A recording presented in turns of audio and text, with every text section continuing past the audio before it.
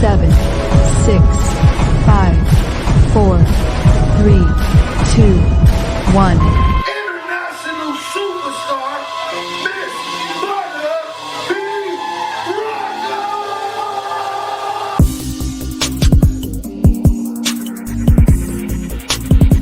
You are now tuned in to buttabrocka on Transparency Talks Podcast.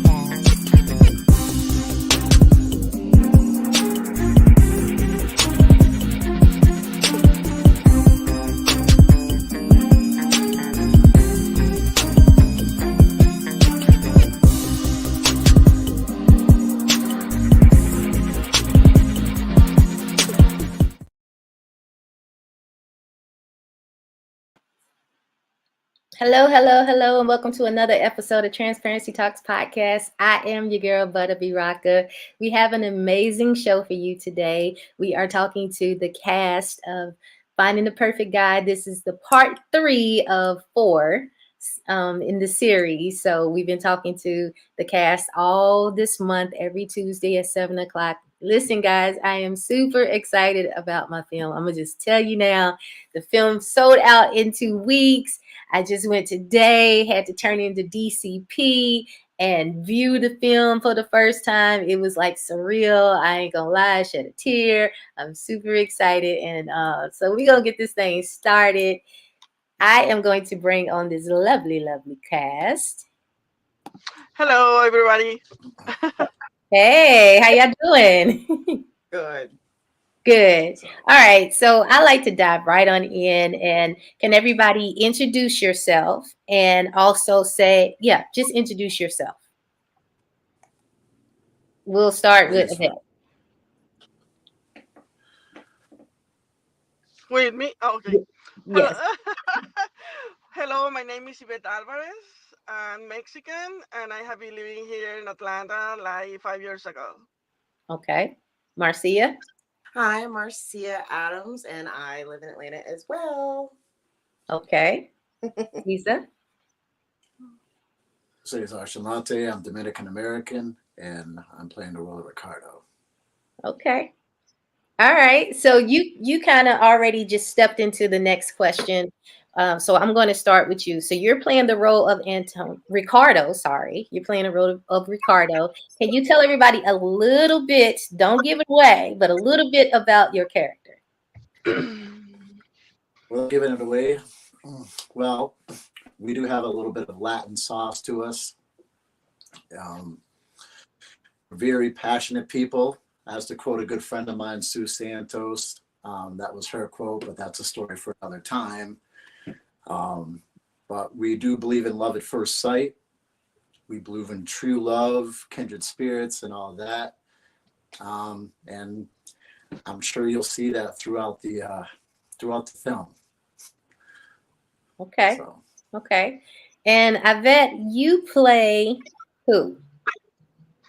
My character is Miss Garcia.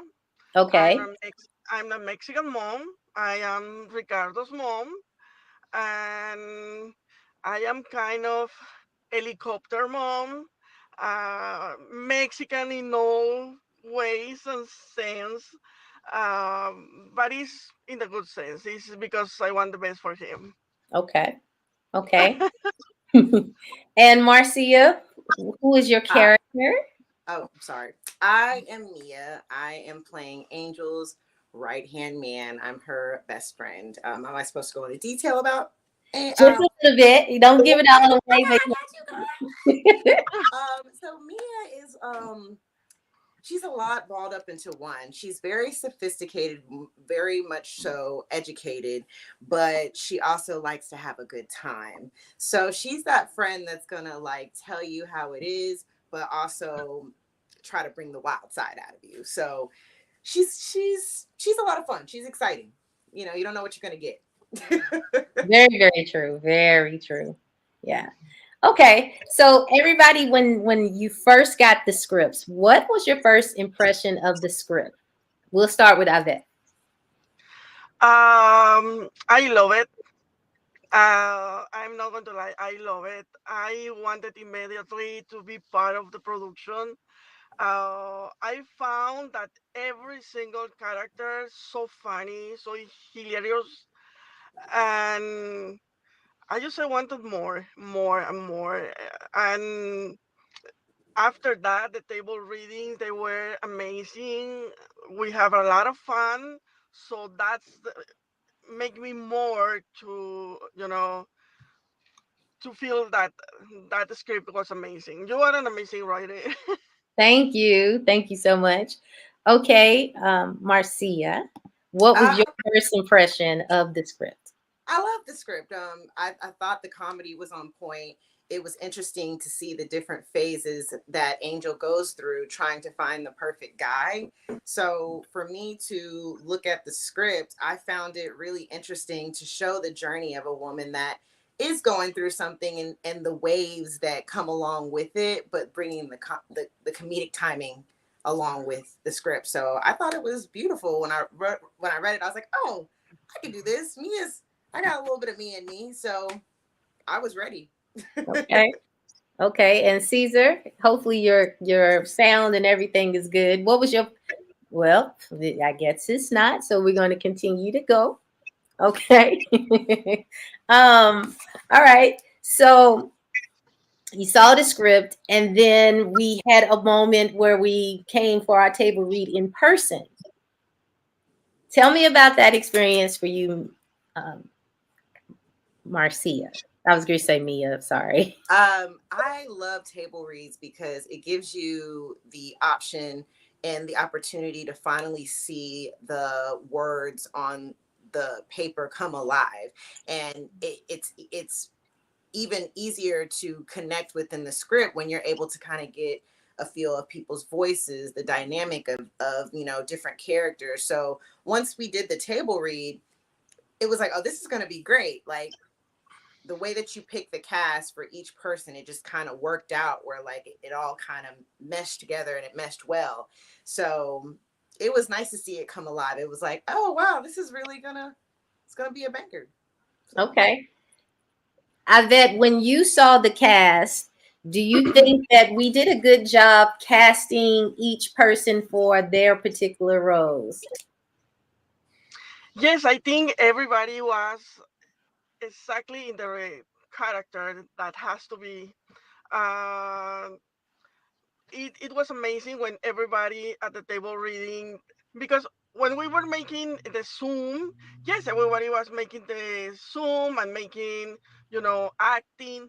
But when we have a live, when we were together, we even have the opportunity to put more things in our characters and to put more actions in the character. You saw the body of the people when they were acting, and it was so funny. Yeah, I love it. I love it that. Okay. So Caesar, we was just talking about when we went and had the first in-person rehearsal table read. What was your thought on, did we nail getting each character right for the role? And what was your impression of the actual table read, seeing it all together?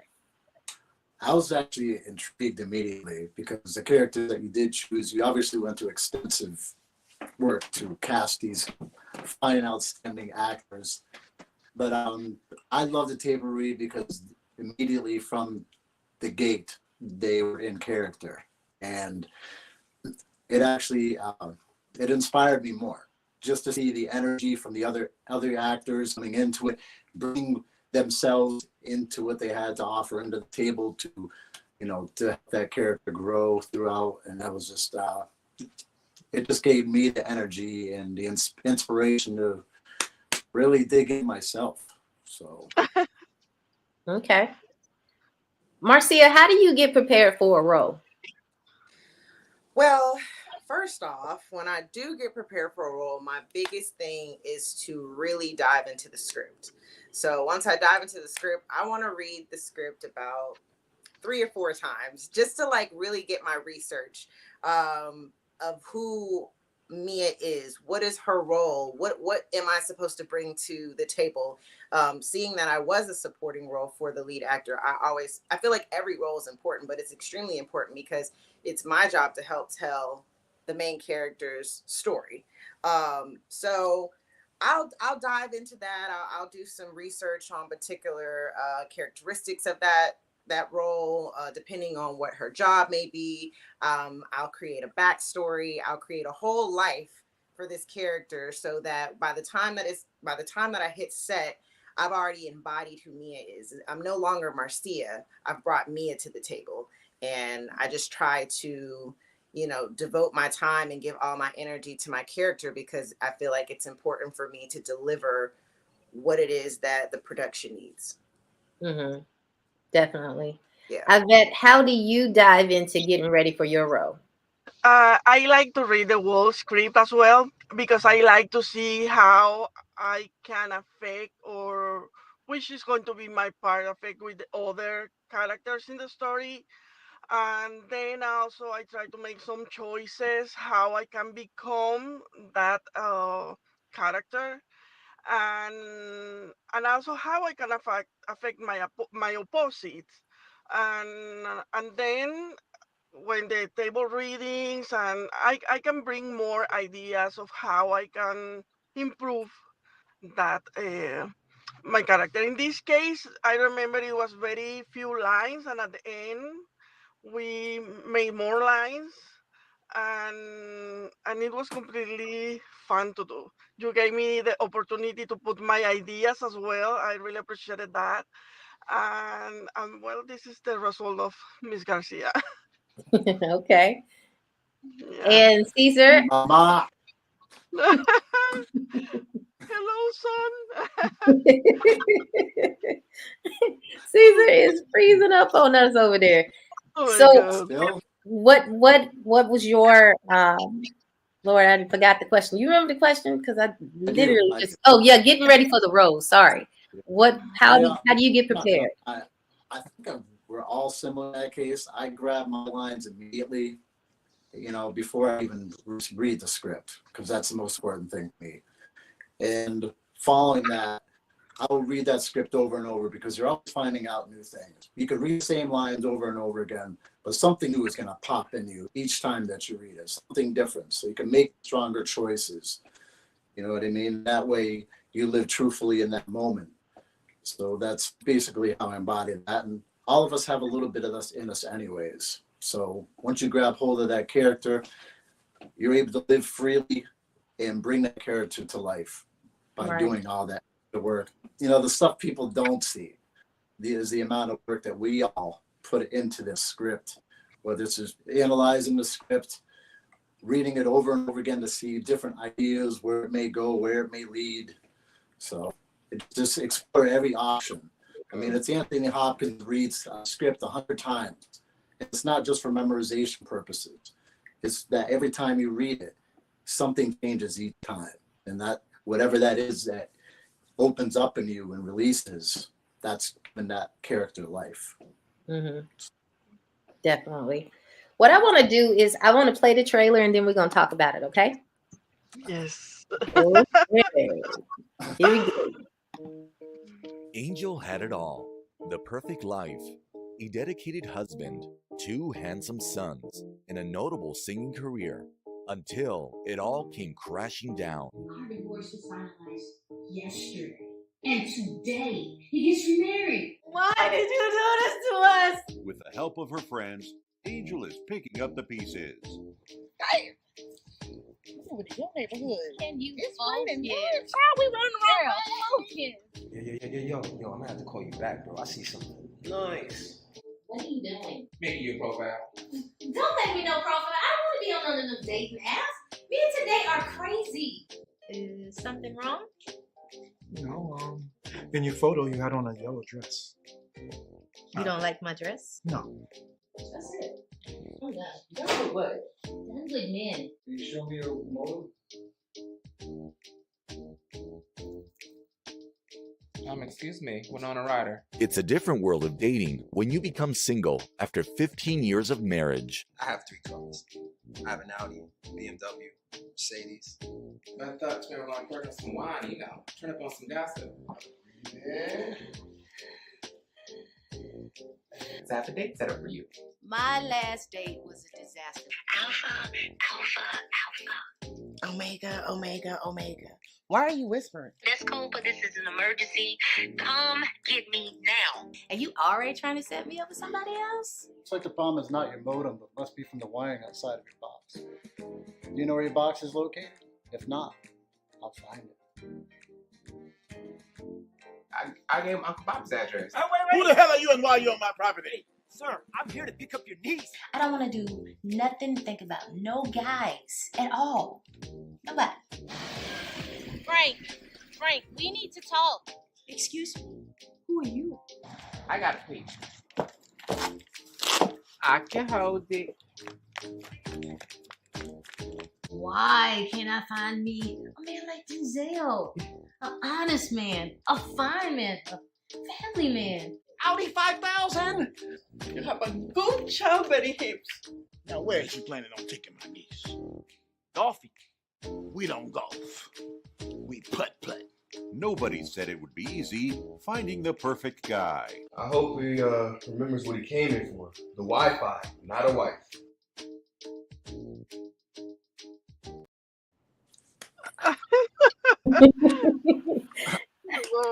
Okay, so Marcia, when you saw the trailer for the first time, what was your thought? I thought it was perfect. I thought it was perfect, like finding the perfect guy. No. I really enjoyed it. I think that it embodied just about all of the highlights of the movie to get people excited enough to want to be like, I want to see more. You know, it's so quirky and fun, and has so much spontaneity to it that I think that it draws people in to want to see more, which is why it's sold out. Okay.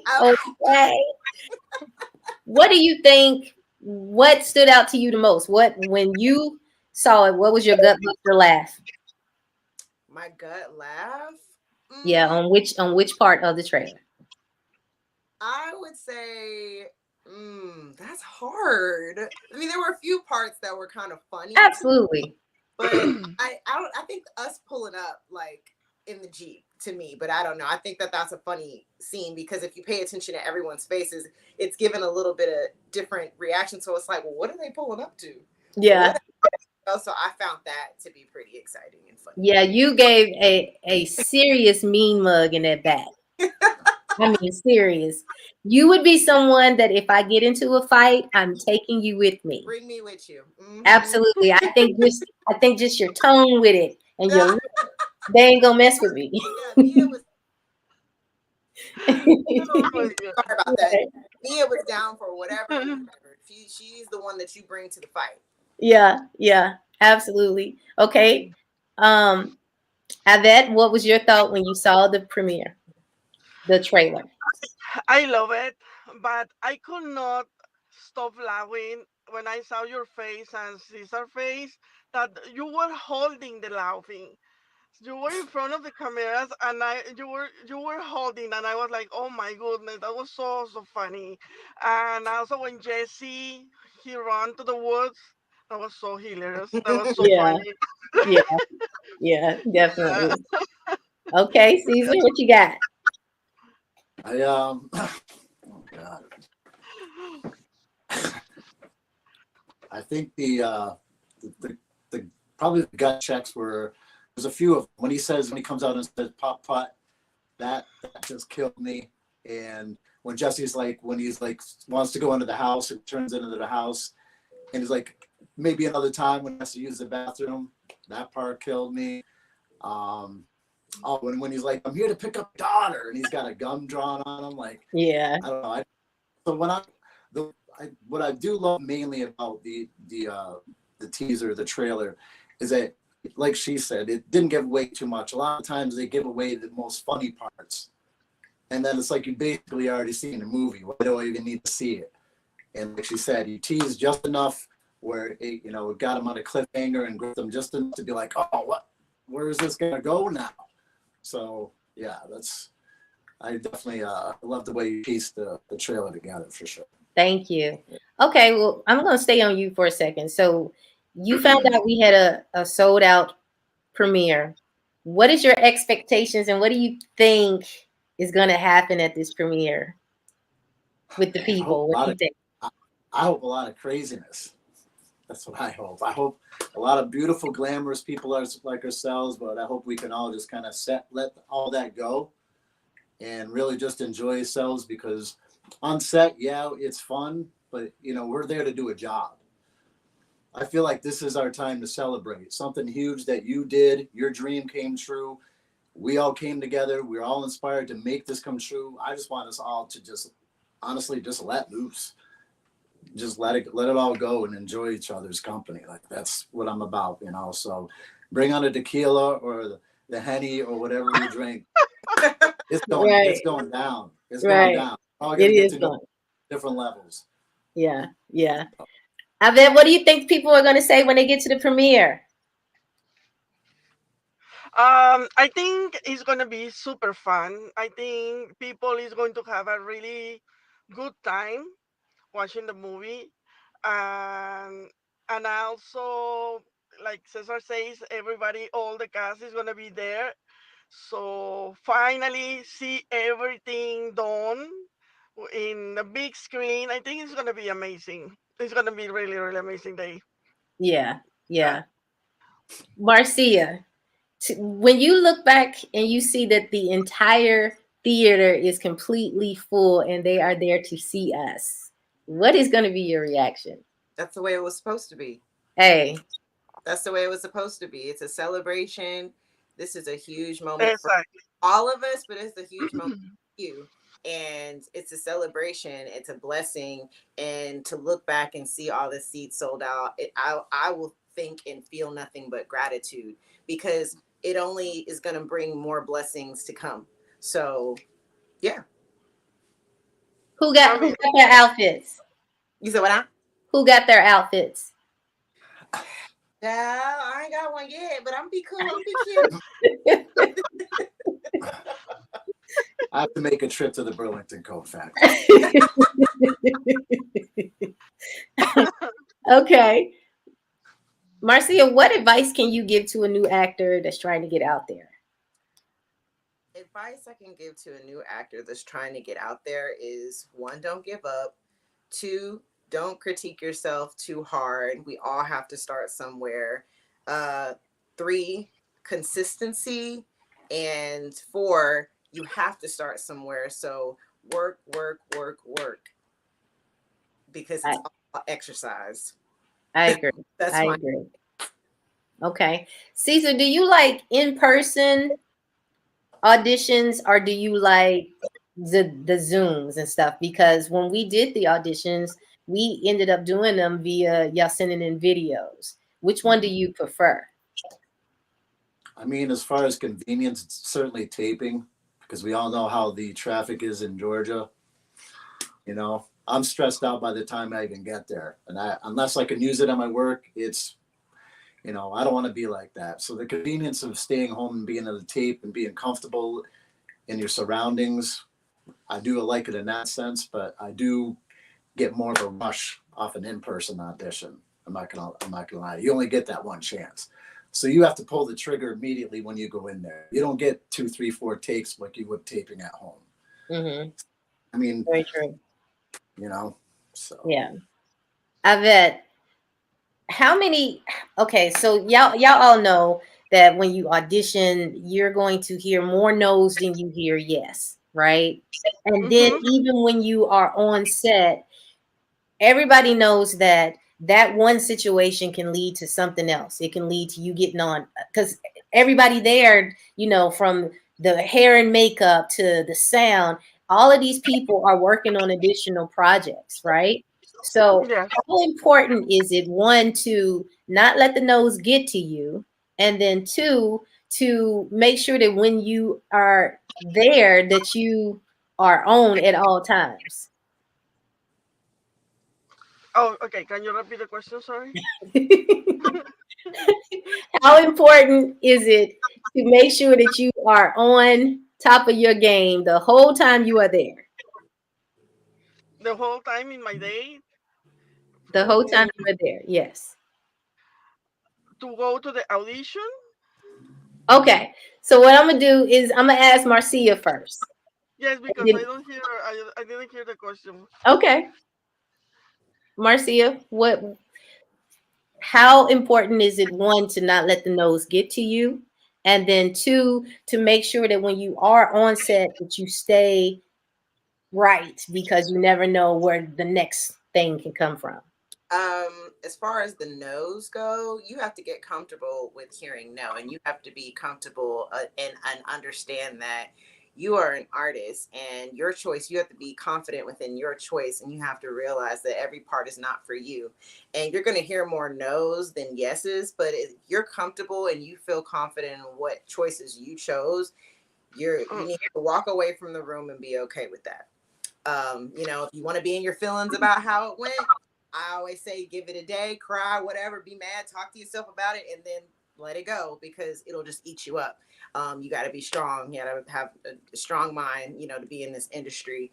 The other question was, as far as professionalism and being on set, it's very imperative to do that for a lot of reasons. One, because you never know who's in the room. You never know who's working on something else. You don't know what other people may be wanting to produce another project. Not only that, it could mess up the energy in the room if someone's off. We all have things going on outside of the realm of producing a movie. So, we have to learn how to shake that off, meditate, scream, yell, whatever in the car, and then come in and do your job, because it will affect energy, will exude onto other people. And you don't want to be that person that is bringing that energy because you haven't been able to dial it back. And keep it professional. Yeah. Really good advice. Really good advice. Okay, Ivette. Also, I got it. I have Okay. it. Also, because I forgot. Sorry. Yeah, and also I would like to add that is, and for instance, that when you have the improved classes, that Okay, she's went out. another completely option, especially if the directors want in different direction. So it's not only confidence, but also taking that classes is very important. Yes. Okay, and that was actually my next question, Cesar. Do you think that people should do you do classes, and do you think people should do classes to get out there? Absolutely. 100%. Yeah.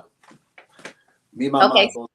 We now 100%. You should definitely do classes, and if you're not working, you should definitely be doing classes. But when I first moved here, to be honest, I thought I knew what I was doing, and I had no clue what I was doing.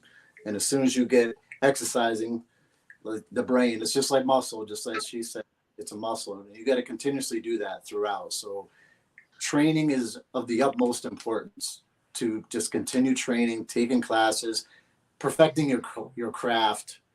It's all important. So as they say, if you're not working, you should be in a class. And in fact, I know several artists, they will bring an acting coach with them wherever they go. So it doesn't matter what level you're at. Some of them will bring in an acting coach because if they're having a trouble with a certain scene, it's better to do that with an acting coach than have the director barking at you. Nobody wants that in their life. So absolutely. Or get fired. What'd you say? Or get fired. Well, yeah. Exactly. Yeah. Oh my God. You're a mess. Marcia, your dog stole the scene in one of the scenes. Your dog stole the show. You know that, right? Oh my God, I'm so excited. I wish he could come. I know. He'd be so cute. He has a little tuxedo t-shirt and everything. It was like everybody was looking at the dog. And the dog was just sitting there knowing that he stole the show. Absolutely. Absolutely. That makes me so happy. That was his first time on the camera. Can't you just bring him in like as a service dog? Yes, he's service therapy, all of the above. Louis is, Right. your neighborhood friendly dog. So on his behalf, he says thank you, Butter. Okay. Well, I want to know, how can people reach you? So, Ivette, how can people reach you? It was your Honda. I applied for I made the casting, Mhm. and then she reached me back, and they asked me for, oh, they sent me the slides Mhm. to make in Spanish and English, and then yes, I got the part. Okay. Okay. Cesar, how can people reach you? You mean as far as contact information? Yes. All right. I was just curious. Yeah, you can go through IMDb, find me Cesar Chanlatte. I'm the only one there. There's several Cesars, but yeah. Or you can contact Butter. She has all my information. That's true too. That is true. Marcia, how can people find you? Well, you can find me on Facebook, Marcia Adams, Instagram, Miss Marcia with 2 underscores, and I'm on IMDb as well. It's Miss Marcia. That's the URL. Yeah. And my email, bookmissmarcia@gmail.com. Okay. Ivette, how can people contact you? I see sorry again, people. It's okay. I look like a crazy. Okay. Uh, you can reach me by IMBD. You can find all my information over there, or in my social media and Facebook, Ivette Alvarez, or in Instagram, Ivette Alvarez 29. But Okay. all my information, Actors Access, IMBD, I am there. Okay. And what would you give one set of advice for people? Marcia. Oh, me putting me on the spot. Yes. Advice. One thing for advice. No matter how hard it gets. Well, no, I take that back. I would say if you're in this industry to be famous and have a fortune, you're in the wrong industry. But if you're doing it for the art and the love and for the commitment of what it comes with, keep going. That's good. Yeah. Okay, Cesar, what do you got? Just if you don't quit, you can't lose. That's simple. Yeah. That's simple. Ivette, what's your advice? I think this is a very hard industry, but you have to have a very, very determination, a lot of determination, and a strong personality, confidence in you. Many people they're going to say no, but you have to keep going because the yes will come at some point. But all this is coming as long as you take classes and you keep working on your craft. That's important. Absolutely. Well, I want to say to all of you, all 3 of you, that you guys made this film amazing, and on and off screen you guys were very supportive of me. As everyone knows, this was my very first film that I had ever wrote, directed, and produced and everything, and I literally dived right in, and you guys gave me a lot of words of encouragement, because of course it had some hiccups and it was some ups and downs and things like that. So I want to publicly say thank you all for your support and love and everything. I do appreciate you all, and I cannot wait to see you guys on April 2nd. I'm super excited. We gonna turn up. Yeah, definitely. So with that being said, everybody, we are out of here, and we will talk to you guys later. Thank you for your time. Thank Thank you. you. Thank you so much for this space, and thank you, everybody. See you soon. Love y'all. Bye. Bye. Be good, people.